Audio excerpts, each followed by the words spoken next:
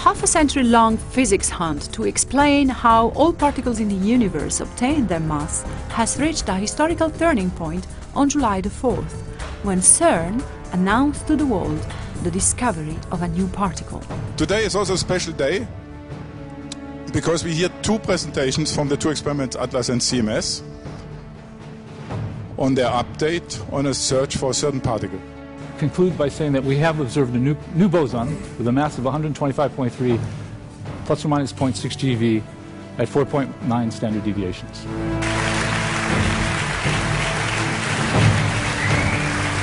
So, zooming in this region.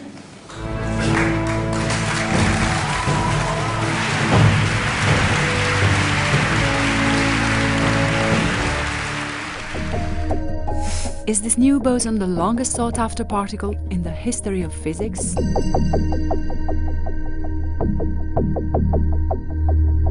The data presented at CERN by ATLAS and CMS, the two Higgs boson hunting experiments at the LHC, are convincing enough to label the findings a discovery.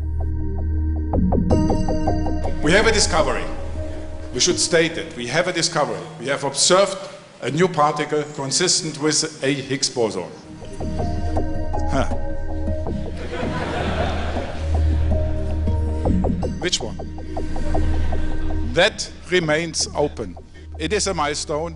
I think we can all be proud.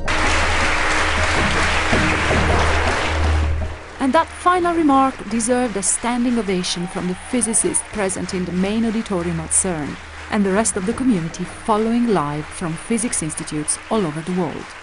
Is there any applause in Melbourne? Most were gathered in Melbourne, Australia, where the annual meeting of particle physics ICHAP had just happened. I'd like to add my congratulations to everybody involved in this tremendous achievement. For me, it's really an incredible thing that it's happened in my lifetime. In the audience at CERN, seats were reserved for 4 of the 5 living eminent theorists who independently proposed this theory for the first time in the 1960s. During the over 40-year-long hunt, the Higgs idea has been spreading around with all sorts of names: the new ether, the holy grail of physics, but most known among all, the God particle. Why is this discovery such an important milestone in physics? At the beginning, more than 40 years ago, people had no idea about where to look for it.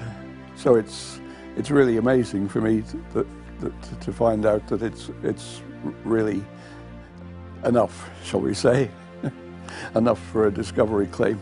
This is extremely important because it really is the stone that shows that everything is in place. Well, it shows that the people who put this machine together did an excellent job, and some of my colleagues have remarked about how amazingly trouble-free this machine has been. The result now is really extremely impressive, and I am full of admiration of what CERN has realized.